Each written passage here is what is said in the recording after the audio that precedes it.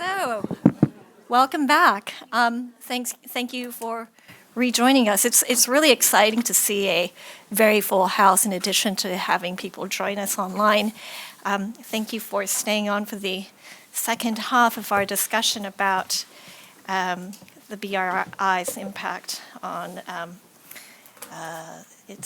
on partner states. I'm Shihoko Goto. I am the Director for Geoeconomics and Indo-Pacific Enterprise.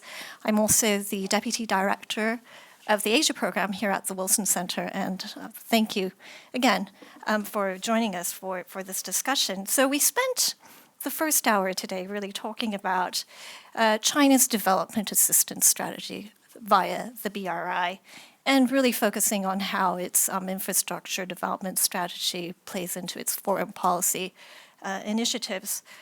The second hour, for the next 60 minutes, we're going to turn that conversation around a little bit. We're going to focus more on the soft power element of BRI and how Chinese values are exported through BRI. And so has BRI led to an evolution or reassessment of the legal framework that China operates in?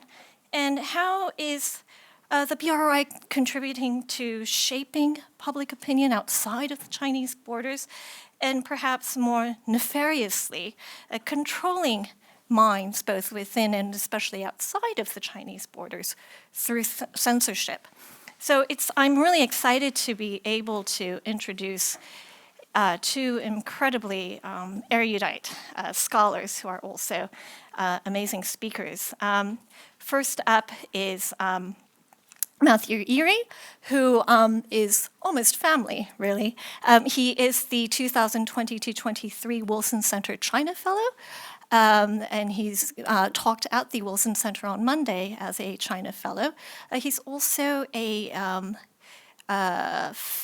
associate professor at Oxford University, and he has written extensively on China and its legal framework. And next, following him will be Jonathan Solis, who is a senior research analyst at Aid Data, which is a research institute, which is part of William & Mary. So with that, let me turn over to Matthew. Thank you so much, Shihoko. I also want to thank Jacques for having me, and also Ryan, who did a tremendous amount of work in bringing us together. So thank you, all of you, so much. So just to give you a little bit of a background, the past 5 years, I've been working on a project called the China Law and Development Project, which is funded by a very generous grant from the European Research Council in Brussels. And the point of this project is basically to try to hone in on the role of law in China's global development. Generally, there's two levels of analysis. The first is examining how Chinese actors, and I'll explain that in a second, how they're engaging with questions of international law with a focus on international economic law, trade and investment, but also dispute resolution. We're interested also in some public international law questions, for example, issues of business and human rights. But then also the second prong, or the level, is how those actors are engaging with challenging legal and regulatory environments in the host states that they're investing in. So primarily focused on low-income and middle-income countries. You could shorthand it as the BRI, although generally I stay away from that language. Who are these actors? Well, Chinese SOEs, but also private companies, tech companies, lawyers, arbitrators, business people, et cetera, right? They're all sort of engaging in these questions of law. So if we are going to talk about the BRI, then the BRI is usually spoken about in terms of its physical and material infrastructures, right? So this is the roads and et cetera. But there are also less visible dimensions, including the soft infrastructures. So these are the normative resources or sources that undergird such projects, including domestic law, transnational law, policy, and standards. Increasingly, law is playing a central role through what's called the 世外法治, the foreign-related rule of law. This was announced by Xi Jinping in 2020 in a Central Work Conference on, I quote, comprehensively governing the country according to law, end quote. All right, I'll return to the 世外法治 in a second. But just to map out what I'm going to be talking about over the course of the next several minutes, I want to sort of explain and describe what the 世外法治 is. I also want to talk about its sources and authorities. I then want to discuss how domestic actors have engaged with the 世外法治 to date. And then, given that the 世外法治 may increasingly have a role in China's foreign policy, I want to provide some key implications for U.S. policymakers. So let's hone in on this 世外法治. So this is a very broad discourse, and I think this is representative of how this usually operates in the Chinese context. It's both sort of everything and nothing at once. In fact, I think it's easier to define by what it isn't than by what it is. I think it's popularly misread by some as this idea that China is imposing its version of rule of law or rule by law on weaker states. But I would argue that China has neither the will nor the capacity to do so. Having said that, the 世外法治 has a very strong political flavor. It is really top-down governance at its best. So in his speech in 2020, Xi said the 世外法治 is for the following reason, and I quote, to safeguard national sovereignty, dignity, and core interest, and to promote the reform of global governance, end quote. Now, the political nature of this, the fact that this came down from upon high, is both a good thing and a bad thing for the legal sector in China. It's a good thing because it can facilitate, getting funding and that sort of thing. It's a bad thing because many private practitioners, people in law firms, etc., they think of legal practice as basically market-based, right? So to have this direct sort of intervention from the political leadership in this area is, to some extent, a bit troublesome. Furthermore, there's been a debate, a somewhat, I'd say, constrained debate within China, in particular the Chinese legal scholars, in terms of what the 世外法治 is, right? Is it the same thing as trying to influence international law? How does it relate to domestic rule of law reform? And how do we translate this concept? So I've been reviewing the Chinese literature on this point, and I recently am back from China. I was doing interviews there with scholars, lawyers, business people, etc., on this new area of the 世外法治. And I would say that it's a much more nuanced and multi-directional approach than sometimes it's given credit for. So on the one hand, it's really trying to integrate more foreign and international law into the Chinese legal system, and on the other hand, trying to make Chinese law more relevant for foreign and international law. By way of background, I think China right now is sort of fighting two battle fronts, if you will. The first is adversarial. So China wants to confront what it perceives to be the unlawful use of extraterritoriality by the U.S. in the context of the U.S.-China trade war. In this sense, the 世外法治 is a defensive response to that perceived U.S. aggression. It's all about developing countermeasures to export controls, to long-arm jurisdiction and statutes, extraterritoriality, anti-suit injunctions, etc., etc., etc. So that's one side of what's going on, and many would say that's the chief impetus behind the 世外法治. On the other hand, there is the second battlefront, if you will, and that is vis-a-vis the BRI or the Global South partners. So this is really it's not an adversarial relationship, it's one based upon partnership, collaboration, collegiality, etc. And here I think there's another important concept to bring into play, which is, I don't think it came up in the first panel, which is so-called Chinese-style modernization, or 中国式现代化. And this is China's approach to economic development as providing an alternative and corrective to that of the Western donors, right, in the U.S. in particular. So we're not quite sure what the content of Chinese-style modernization is, but we're definitely sure it's different from the West. That's clear, okay? So law is kind of one dimension of the Chinese-style modernization. That is, it's building platforms where Chinese law becomes more relevant and central to the transaction or to the dispute.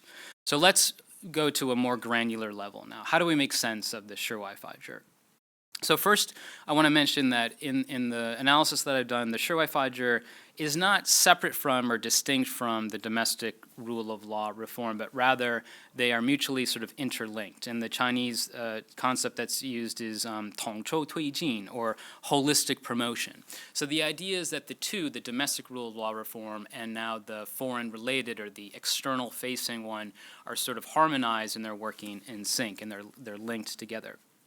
So definitionally, there is no consensus on this term, and it's just interesting sort of experiment where you have, again, sort of this framework that's dropped down from upon high, and then the actors, the experts, are sort of trying to make sense of it in the everyday work that they do in their professional lives and trying to, use it to their own advantage and for their own interests.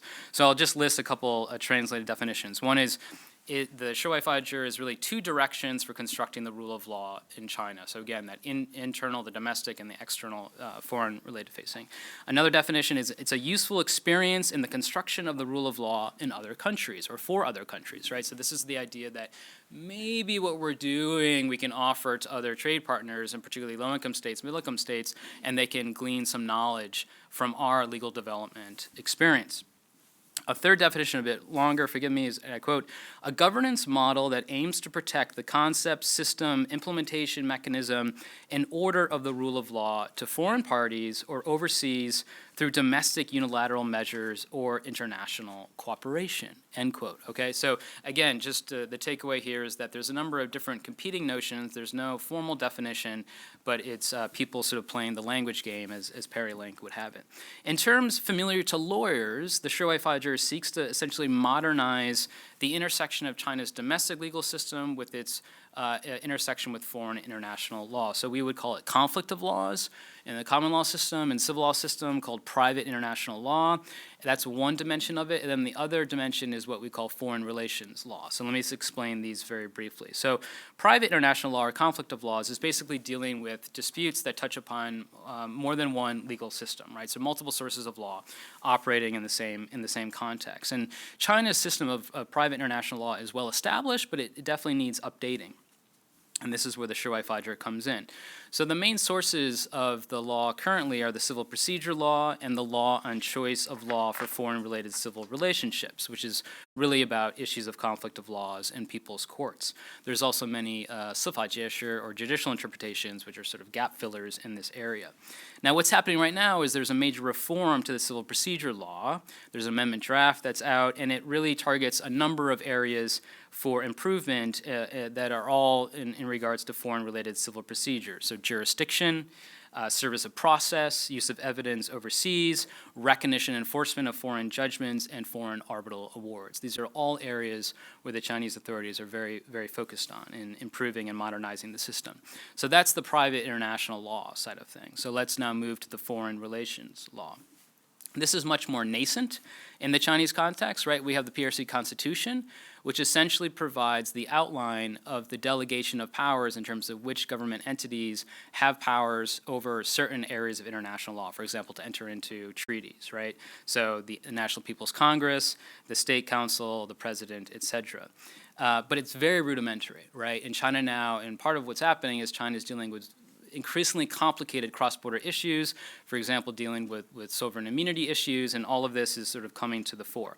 So in response, China has actually drafted a number of very important pieces of legislation. The first is the draft foreign relations law, which is a major piece of legislation, but curiously is itself quite rudimentary. So it's a bit of a puzzle. It doesn't add too much to the existing constitutional framework. The next is the draft foreign sovereign immunities law, and that is significant. That really does introduce a change. So China is what's called an absolute immunity jurisdiction, which means that basically foreign sovereigns cannot be prosecuted within China by PRC courts, but it's moving to a restrictive immunity sort of regime. And that means that basically the presumption that foreign sovereigns are not immune from states, from China's jurisdiction when they engage in commercial acts. So basically they can be litigated in PRC courts. So this is a big change, and this means that, for example, foreign sovereigns, such as those from the US, could hypothetically be sued in Chinese courts, okay? Now, those are some examples of legislation that I think demonstrate some of the work that the 社会法治 is trying to do in improving the system. There's a whole other area of what's happening, and that's building domestic capacity to build the next generation of lawyers in China, both on the transactional side, so those that are dealing with multi-jurisdictional transactions, which is certainly the case in China today, but also dispute resolution. Okay, so mainly litigation, but also arbitration, and very interestingly, mediation. And I've been learning more about commercial mediation in China. It's a very interesting area. And China's building out new mechanisms, its own bespoke mechanisms, to provide these dispute resolution services to Chinese and foreign parties. So legal education is a fascinating sort of entry into this point. I myself, when I was at Penn, I think it was a program that Jacques established, I studied law at Tsinghua. And so I'm very interested in sort of the evolution of legal education in China. And right now there's this drive to push the foreign-related rule of law in in law schools in China. And it's called the Shuai Fajir Peiyang Rensai, or sort of, the foreign-related rule of law legal talent training. And there's a number of pilot programs they've done for a 2-year duration in top law schools in China. And those are more or less ended, but now they're building out some more permanent programs. For example, East China University of Political Science and Law has established the School of Foreign Affairs and Law, which is an interesting English translation of Shuai Fajir. The Chinese name is Shuai Fajir Xueyuan, but they translated it as School of Foreign Affairs and Law as opposed to foreign-related rule of law. As well, the Supreme People's Court and the arbitration commissions are very active in doing what's called 国际化, or internationalization, basically trying to expand their services to address more complicated disputes, including those involving foreign law. So now I want to return to this question of the Chinese-style modernization and how this fits in. So in Xi's speech, entitled Correctly Understanding and Vigorously Promoting Chinese-Style Modernization, dated February 7th, 2023, he said, and I quote, "Chinese-style modernization breaks the myth of modernization equals westernization. It shows another picture of modernization, expands the choices for developing countries to modernize, and provides a Chinese solution for human beings to explore a better social system," end quote. So this is self-confidence at its best, right? This is the idea that we have something that's new, it's different, and it's going to have an impact. Now, that doesn't necessarily mean that we're exporting China's version of rule of law, rule by law. I actually think that the rule of law here is much more modest and cautious, okay? Part of what's happening is under the Shuai Fajir, what they call this is the translation, telling the story of Chinese rule of law, or 讲好中国法治故事. And this idea is basically, as I see it, predicated on an earlier version of this, which was called 普及法律, or 普法, which means popularizing the law. This is something that was done domestically from like the 1980s, where there'd be campaigns that basically teach Chinese about law, a new piece of legislation, a new something comes out, and this is how we do it, through this kind of campaign style.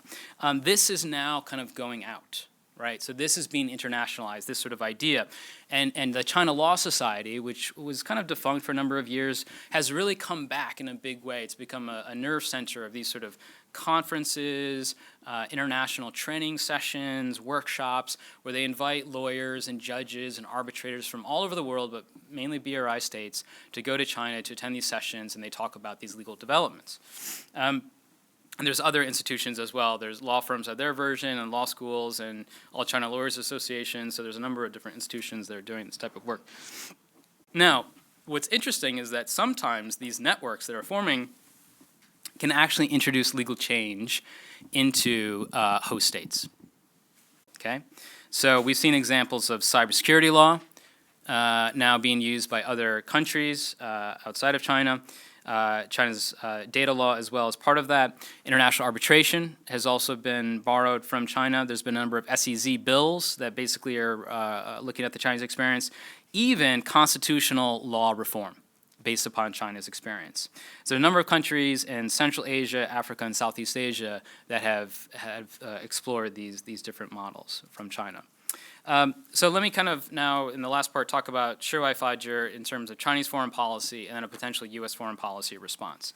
So on the China side, it's very clear that in terms of China's relationship with the global South, that it is very vigorously building out these transnational networks. It paused, of course, during COVID. It kind of went online, and we saw that happening, but now it's sort of coming back in real time, and very much interested in creating these links with foreign judges and lawyers and law students, inviting more law students, et cetera, to China, and also academics, right? And the idea is telling the story of Chinese rule of law. And we see this in terms of trainings and workshops and even some legal development assistance. So Chinese experts going out and advising on legal development reform in recipient states. I think it's clear that there's commercial reasons for this. There's also geostrategic reasons, and we may see a more active role in legal development assistance into the future. Now, I think in terms of the U.S., right, so I mentioned at the outset the Shuai-Feiger is really kind of a defensive posture vis-a-vis the U.S., and what China is doing right now is it's learning, absorbing from the U.S., okay? So U.S. extraterritoriality, U.S. long-arm statutes. There's a number of research projects in China right now where they are dutifully and assiduously studying how the U.S. has done this, and they're generating countermeasures. One interesting hypothetical is whether or not China will start introducing its own long-arm statutes, right? One idea. But the problem here is that we're in a state of lawfare, okay? The U.S. says one thing, China responds. The U.S. ratchets it up, China ratchets it up on its side, right? This is the strategic competition dilemma. What's the end game? Right? How do we get out of this? I don't have the answer to that, but I'd like to hear from the experts in the room. In terms of the U.S. response, well, one thing we heard about in the first panel was that, the U.S. to some extent has been trying to develop alternatives to the BRI. So we have the Build Back Better World and the Blue Dot Network. These are sort of the counter BRIs. Are these working? I'm not sure. I haven't heard too much about them. But the problem here, I think, is a number of levels. But one is that the U.S. is sort of trailing now. It's sort of copying China. And I think that's somewhat problematic. I think a different way to think about it is to adhere to the U.S.'s traditional strengths. For example, in providing rule of law assistance. So USAID, I don't know if our expert's still in the room. Ford Foundation doing very important work.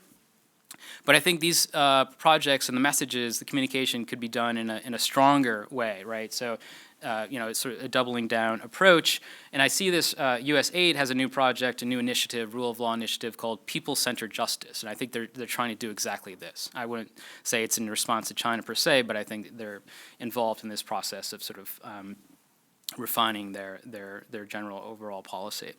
I also wanted to mention, so in terms of what the U.S. can do, particularly in this state of trade war and lawfare that we see, I think we can improve our record at home in terms of human rights and rule of law. And what I'm talking about is the state bills, some of them have been written into law, prohibiting Chinese from owning real estate in the U.S.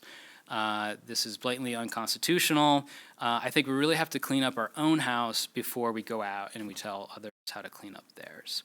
And lastly, I think we can do a better job in terms of stimulating innovation in would-be partner states and also back in the U.S. So I think part of this is we could be more engaged in local knowledge production on China in these host states. So I spent a lot of time in the last several years traveling to these countries and talking with various stakeholders, going to law schools, teaching in law schools in Southeast Asia and Pakistan and elsewhere, and also talking with NGO leaders. And I don't see a U.S. presence. It's not there. It's absent. We're totally not there.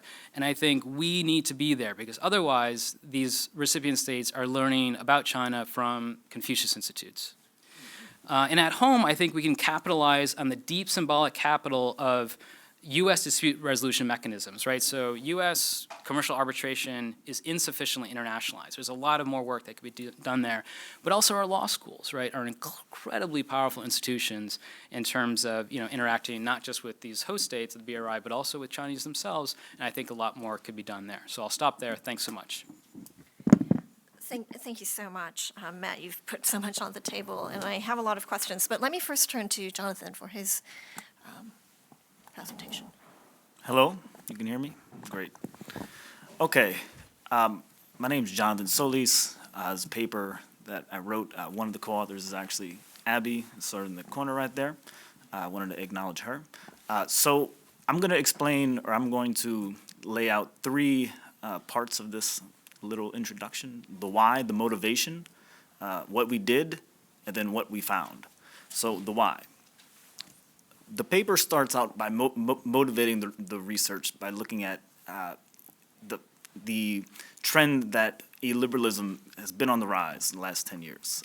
There's a Varieties of Democracy report that came out in 2020 that saw 49% of the world's population was living under an autocracy, and by 2021, 10 years later, that was nearing 70%.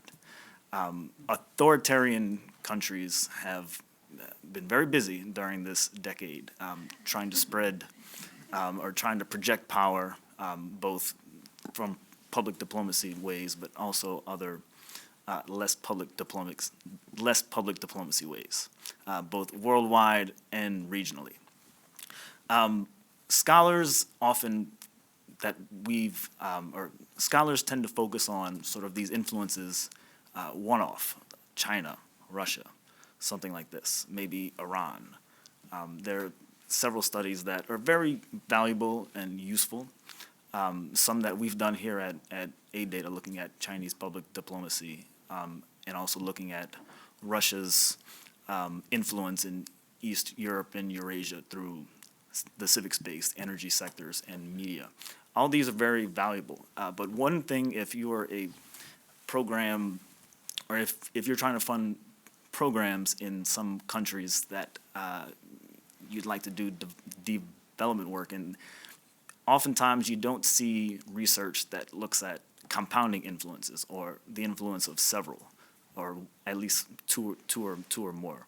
So we wanted to fill this gap with this paper by sort of looking at China, but also taking into account a country like Russia. So this was sort of filling that gap, or at least a first step to fill that gap, with many more steps to go. So what we wanted to do was focus on digital censorship specifically, and look at the Chinese model, or the PRC's model of digital their model of digital censorship domestically, also Russia's.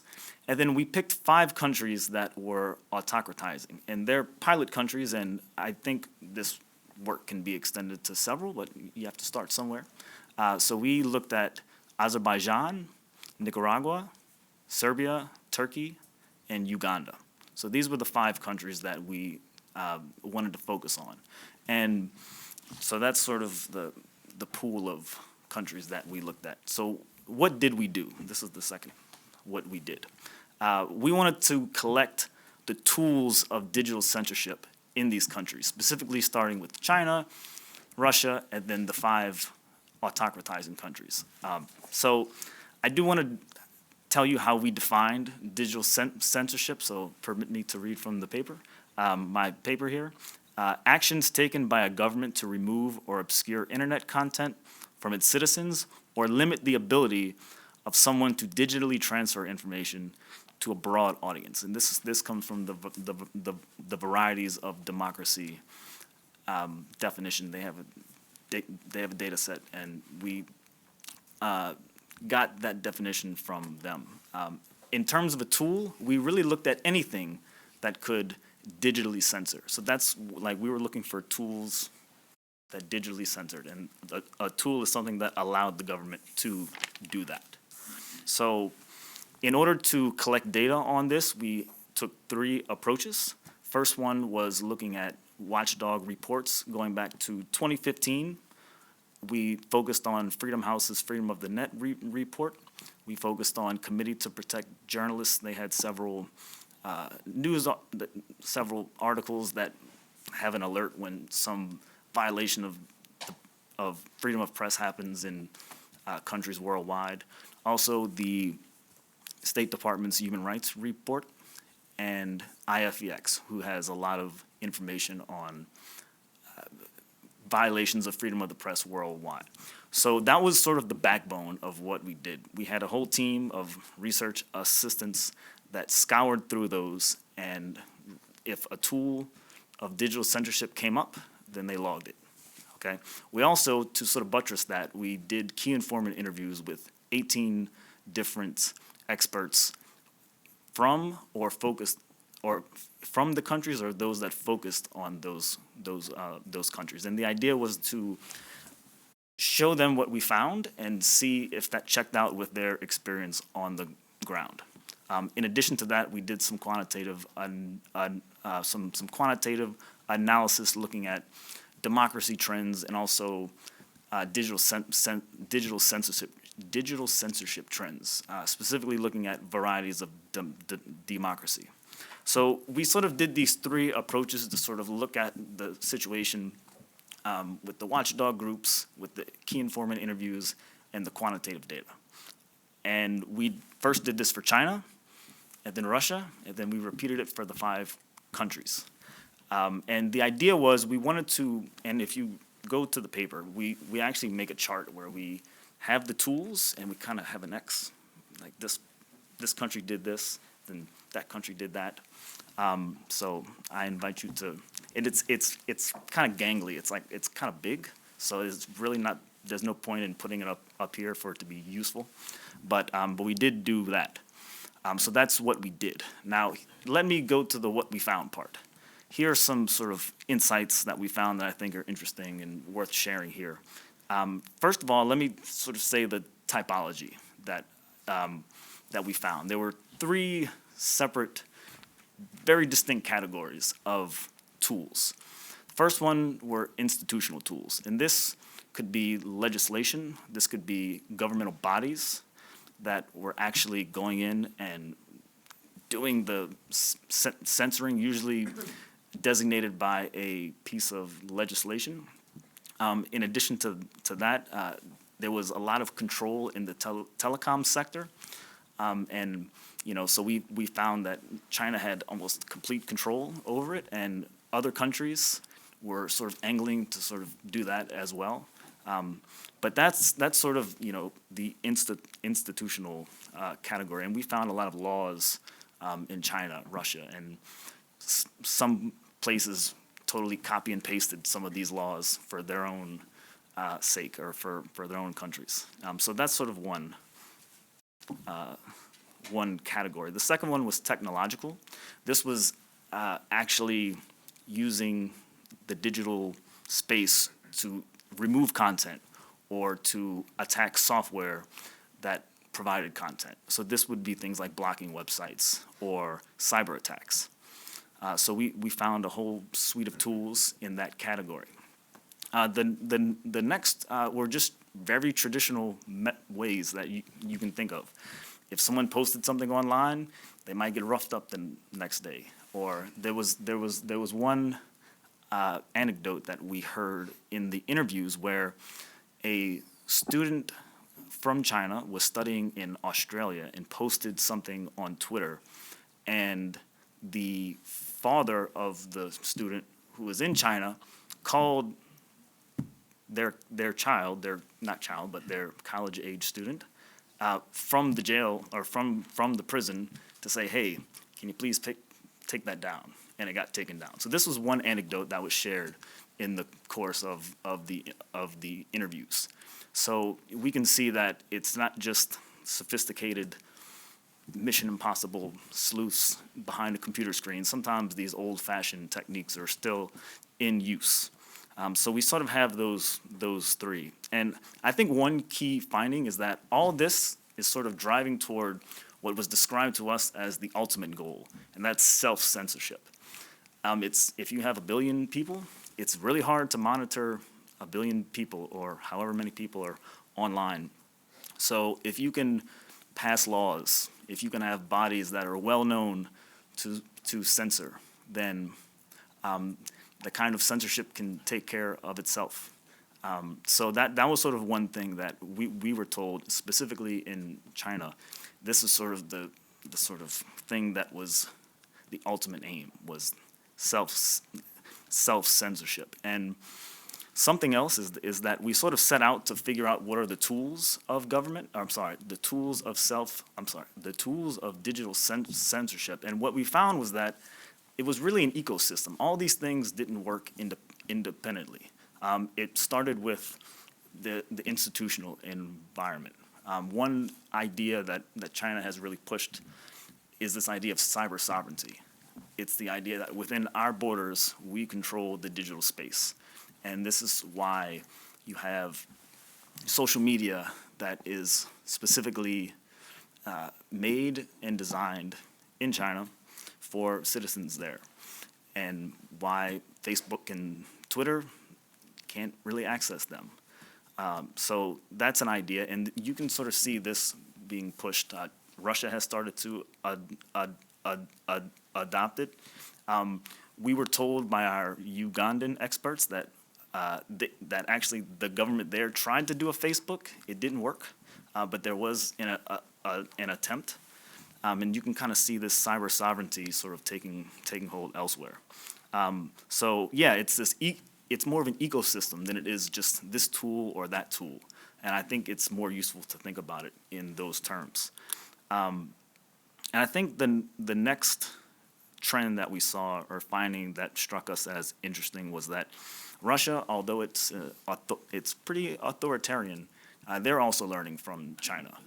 And we see a lot of like trainings. Like we identified trainings where folks that were involved in the Golden Shield and the Great Firewall were in Russia, or they were training folks from Russia that are in the government on what they're doing and how they're doing it.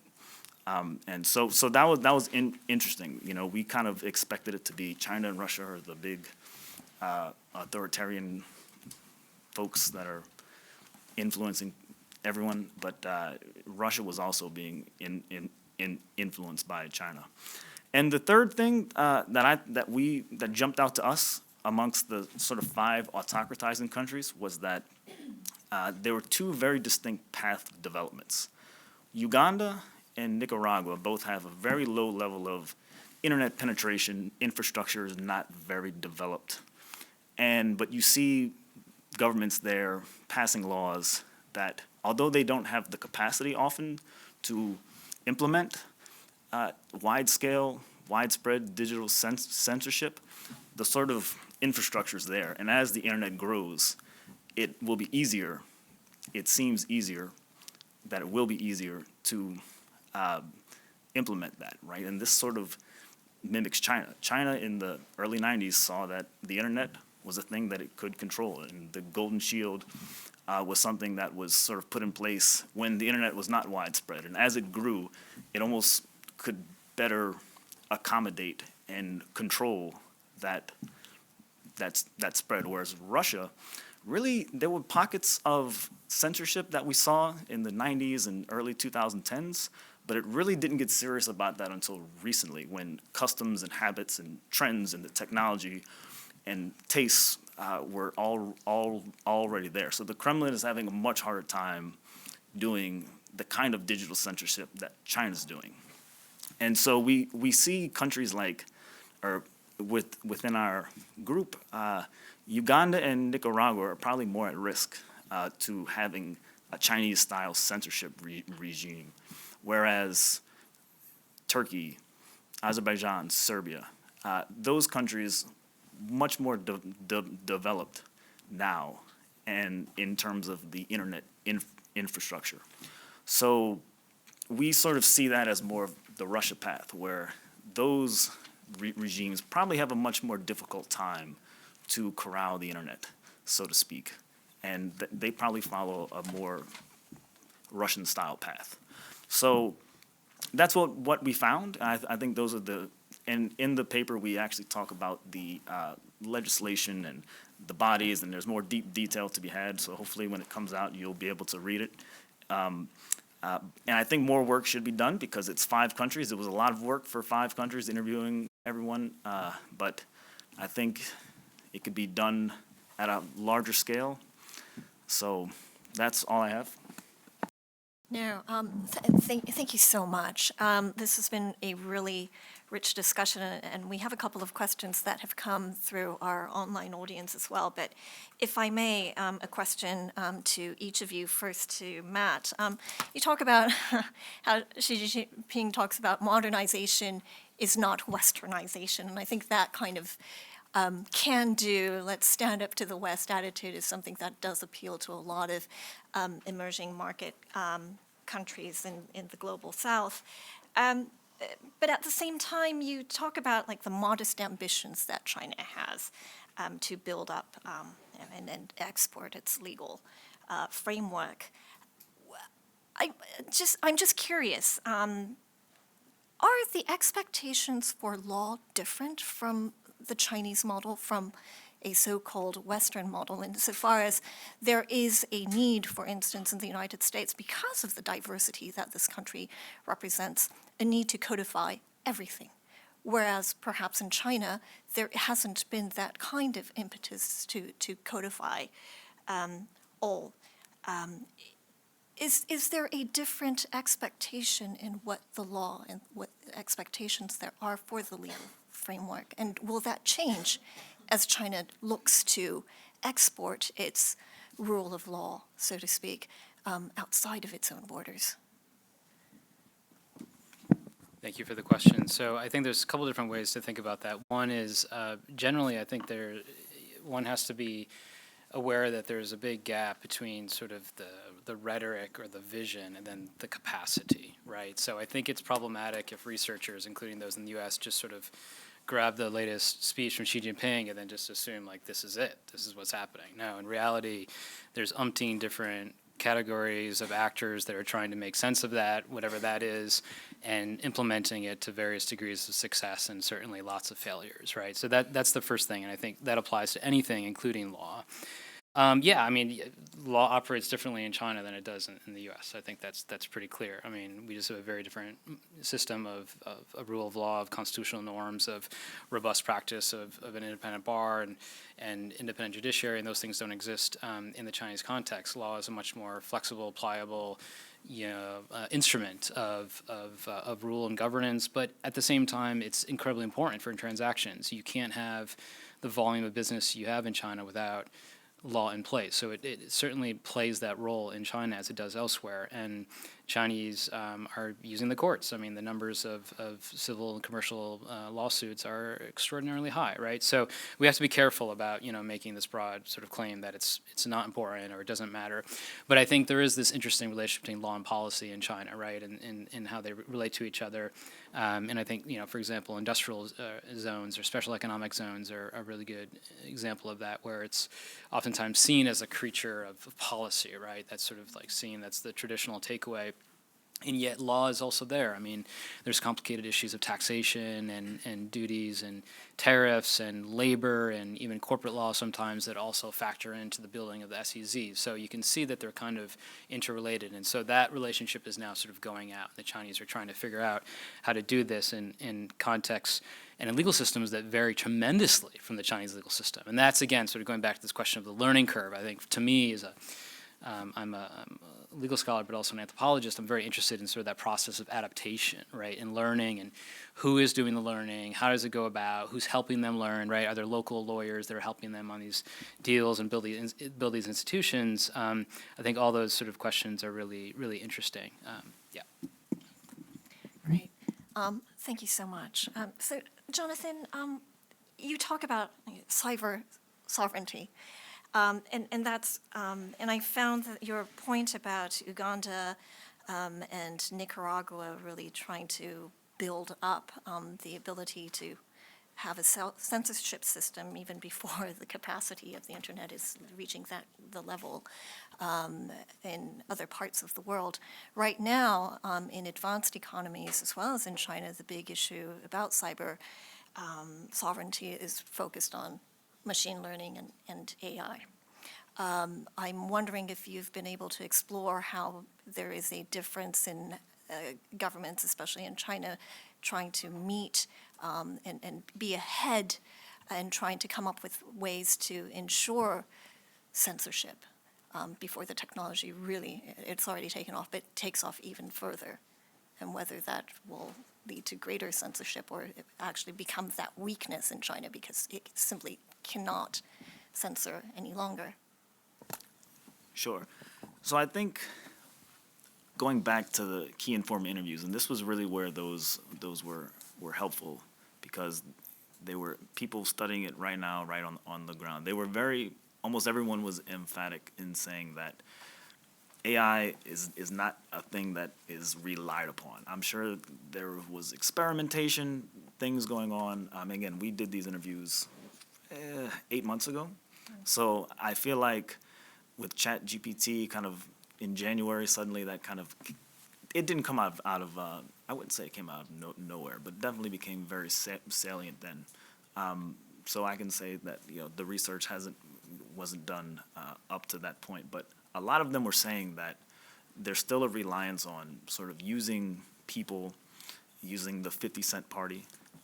Those are the people that go on social media and kind of, it's not censorship in the traditional sense, but it really does drown out voices that might dissent and frustrate people. And I was told that, or from what we saw, that self-censorship is really the thing that is the goal, and I can see some sort of AI being widely known, and that might make people less likely to say something that is controversial if they know that it's out there. But from what we saw from the work, it's that they're not relying heavily on AI at the moment, and trying just to get people psychologically to say, I'm not even going to bother criticizing. I'm going to, go on about my day. That's the sense that we got from our work. Thank you. Okay, we have a number of hands in the room. Let me start. Why don't I grab two, since we're kind of short on time? The gentleman here, and then Kent.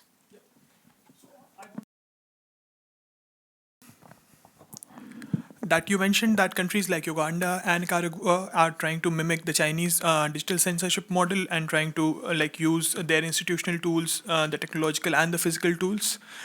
Did you find evidence that China is actively trying to help these countries in this regard, for example, through legislations or forming these digital censorship bodies or technological tools? And is it giving China privileged access to their digital infrastructure for the future? Jonathan, if you could hold that thought.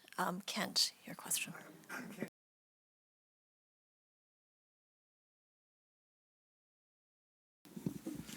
Kent Hughes. I'm part of the Shihoko geoeconomic team here. I was just curious about legal education in China.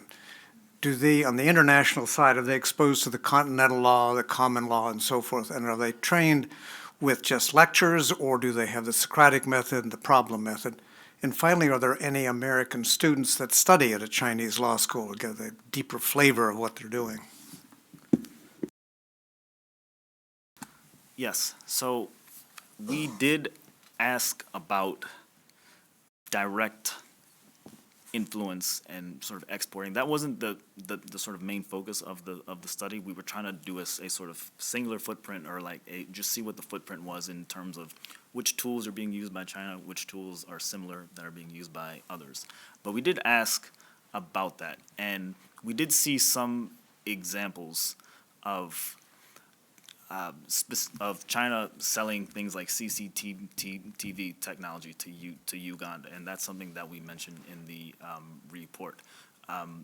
There's also in Serbia, there was the smart city technology that some observers say, well, it's, like when I went to the airport, it tells you how many vacant spots there are, so you know which level to go to. So that's kind of smart city technology. It seems pretty tame stuff, but there are some observers that counter that and say, well, that can be used as to collect data on people and surveillance. But Serbia has gotten this smart city technology from China. So we're sort of seeing instances of this. The true intentions, I think, is something we'll have to kind of see. But it does seem like there are some, let's say, channels of potential influence. We did see, and those were just two of the ones that come to mind.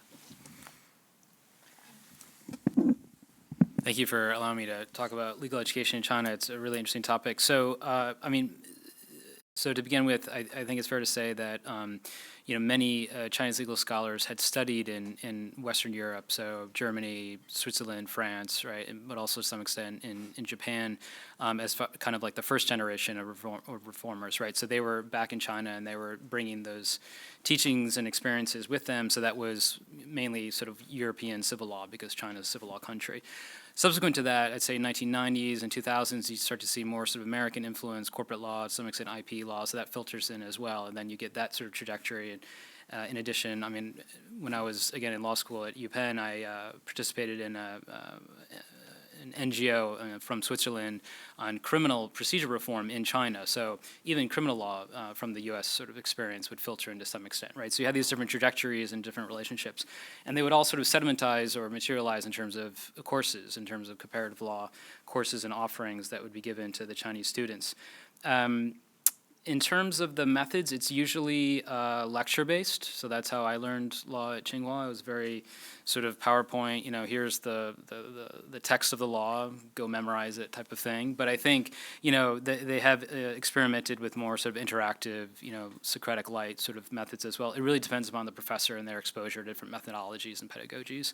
Are there U.S. law students? Well, Jacques would have the data on this in terms of at least what Penn is doing in this space. But yeah, I mean, there are some. What I noticed in my research is I've tracked at a very sort of generic 30,000-foot level the demographic or the sort of country of origin shift over the last 20 years in China in terms of foreign law students studying in China. So back in the day when I was at Tsinghua in 2007, a lot of the foreign law students were from the U.S., from North America, from Western Europe. Now I think they're from Southeast Asia, Africa, to some extent Latin America, Central Asia as well. I met with two students when I was at Tsinghua a week ago. One was from Russia and one was from Indonesia, and I feel like that's the sort of new trend, that the demand has slowed from the American students and other Western countries, but the demand is up for the so-called BRI, and I think that shift is really interesting. Yes, you first and then Jacques. Hi, Jim Ryan. I'm the Director of Research at FPRI. Thanks for two great presentations. I have two questions, one for each presenter. Matthew, I couldn't agree with you more about teaching on the ground about China in these partner states. I wonder if you could speak to a little bit of the institutional challenge with that. I think U.S. universities are facing all manner of funding crises, and to the extent that they are reaching overseas, they're kind of on the other side of the equation, right? Like looking for funding from autocratic states, and they end up like kind of, the question of whether or not they, legitimize authoritarian regimes by, branding exercises in places like the Gulf is a very open, unsettled question. And how does that play into the problem of, addressing, what you saw there? And then for Jonathan, I would like to know more about the multiple sources of influence for these types of institutional tools that you've addressed in your typology. I'm familiar with the Turkish case, more than any other, and sort of before your presentation, I was under the understanding that actually the model for their like social media law, the one that's required social media companies like Twitter to open up an office, in domestically in Turkey, principally for the purpose of being able to prosecute people, and more easily facilitate exactly the kind of censorship you're talking about. The basis of that law was an EU law, which they've kind of amped up and used to different ends than the EU uses it. And I wasn't aware really of Turkey using China or Russia as a legal model there, but I'm curious if you heard anything different. If we can take Jacques' question. Thanks. A terrifically interesting set of presentations. A short but perhaps tough question to Jonathan is, are you being too optimistic? That is, there's a bit of a storyline in here that says backsliding among countries that never made it very far. But I'm not 100% convinced you couldn't get places that are up the chain. It may be tougher, it may raise the costs, but your story is partly technological, it's also partly sociological, and it's hard to change people's attitudes, but you apply enough pressure, one could see it happening. So I wonder, what would happen if you looked at countries that were perhaps farther up the chain that are backsliding and play out those press lines. For Matt, one quick thing about, which I just underscore your point about sovereign immunity. I mean, that's a great move for China because China's version of the absolute theory of sovereign immunity has, if you play it all out, essentially always given it a restrictive view towards its own state-owned enterprises, right? A wholly state-owned enterprise in the Chinese system is treated as a separate legal person and doesn't get immunity. So this is a cost-free one, right? They get to play by the rules, they don't give up anything, and they gain something in terms of going after. But that's a small point. The thing they have is that, there's a deep irony here. in that China, which we think of as all this sort of state-led stuff, you're telling a story they aren't really putting together much of a program, whereas ironically the U.S. has. And you look back at the contrast with U.S. law and development efforts, where we had a real prescription, an off-the-shelf model. So, I wonder what your sense of irony is there. And then finally, how we should understand what China is up to. And then maybe there's no answer to this. Is this an option? China has all these mechanisms for influence which it may sometime use to pursue. Or is it really just still in the you do you, we don't interfere, we just want to tell you the Americans shouldn't tell you what you should do? Or is this Tao Guang Yang Hui? That is, there is a goal out there and it's just quiet, quiet, quiet, and then boom. I know you can't answer that question, so I'll ask you, what should we be looking for to figure out which of those models is the appropriate one? All right. Do you want to go first, Matt? Sure. So in terms of, I think Jim, right? Jim's question. Right. So I'm not at a U.S. law school, so I'm kind of looking at this from the outside. So I mean, Jacques could answer this with more precision than I could. In terms of, I mean, I think there's a funding issue, and I think you're right. You point to this problematic trend in terms of, the funding sources or setting up certain branch camp. There's all sorts of very sort of tricky ethical questions, I think, that are operating there. But there are these successful models, and I don't want to point to, so there's one school I can think of that has a massive LM program, okay, and has a huge number of Chinese students. Now, that's maybe good, maybe bad, but the good side of that is that it does bring in a large number of Chinese students. They get exposed to U.S. legal education. They have this fantastic time in the city. They get, all the benefits of living in the U.S. I think there's a real plus there, okay? So that, again, I'm not saying everybody needs to have 600 Chinese LLMs, but that's just sort of one model. Yes, but more specific, what I'm talking about is, so when I was in China, I was in Shenzhen, one day in a car with a college student, and he was telling me the story of how his best friend got accepted to a university here in this city. I won't mention the university, but upon review for his visa, it was discovered that his father was a member. He worked in Huawei, and that ended in the termination of his visa. And it was, just listening to the friend that was sitting next to me, the student was very, very distraught as a result of that. So it's these sort of things that I wish we could, just do better and figure out, what's really a threat versus this over-inclusive reach that we kind of have going on right now. Back to Jacques, yeah, I mean, I take your point on sovereign immunity, and it's just interesting to see how this is going to play out exactly in terms of actual, litigation or lack thereof. In terms of what's the point of all this or what's really going on, I think we're still in an experimental phase. I think, it's very early days, so there's different variations of what could, happen from here on out. I mean, either these sort of initiatives totally, don't have traction and they die in the vine, or, certain things are productive and they lead to certain things, or there's a plurality of consequences or endpoints.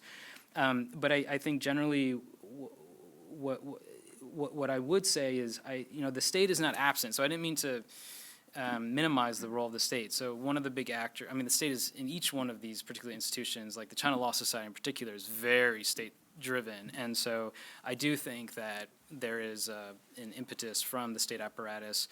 But what's interesting, and I do think it's worth underscoring, is that there are these private actors, in particular law firms and even legal scholars to some extent, that are quite entrepreneurial in what they're doing, and they're sort of taking this broader sort of umbrella of this Shui Fai Jur, and they're kind of making use of it in their own professional life, and I think that's quite fascinating.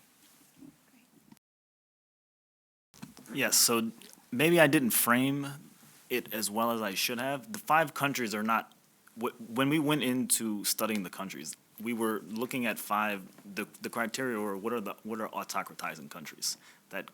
And so not every country is necessarily taking every aspect of China and or Russia. So Turkey did not have the sort of legal legislation copy and pasted. They sort of were, yeah, so I think your instinct's right.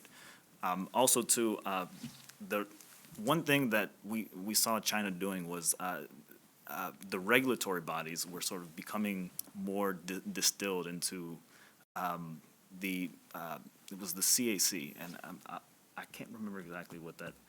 I just CAC, but that's sort of being distilled into sort of like one that is overlooking the cyberspace administration of China. Had to yeah.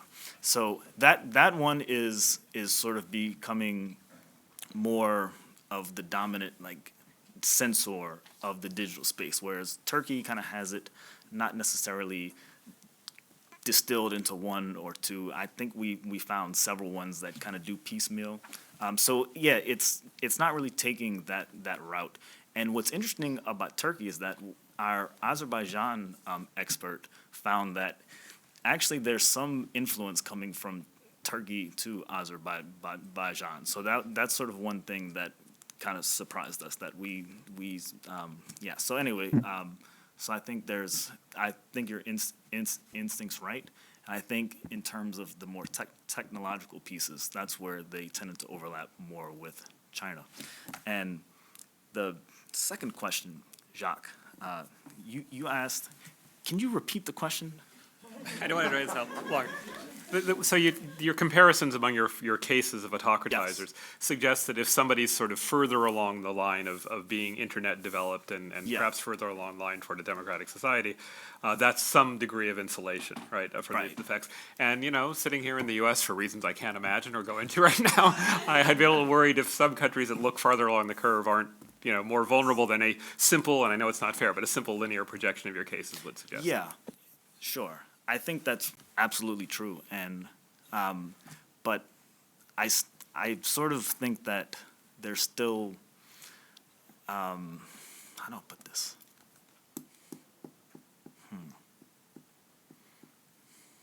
It's a good question. I don't have a good response for it right now, but I'm gonna get a cup of coffee, and then I'll come talk to you afterward. I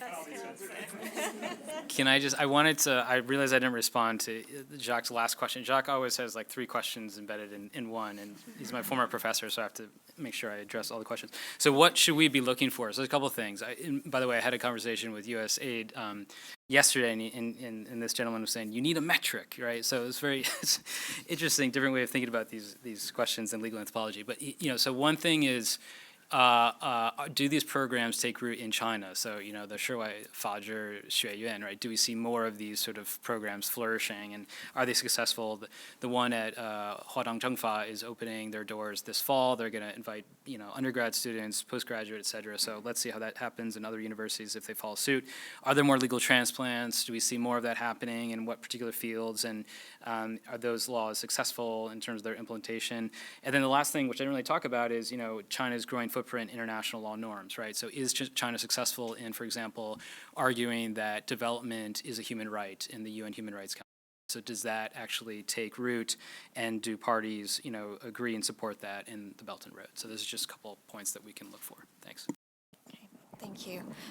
My apologies to those who sent in their questions online. I was unable to get to them, but thank you all. We've actually gone over time by 3 minutes, but thank you so much to our presenters, both Matt and Jonathan, as well as our previous panel speakers. I want to also thank FPRI for allowing us to host this very robust discussion. I know we can continue the conversation, but I'm afraid we must go our separate ways. But before we do, I do want to thank also my colleagues here at the Wilson Center, most notably Joshua Spooner and Mary Ratliff. I get the glory of being in front. They really are the people who make this happen. So thank you, and until we meet again, this meeting is adjourned. Thanks. Thank you so much. No, thank you. Thank you. Oh, thanks. Yeah, great. So Thanks, I was. Mark.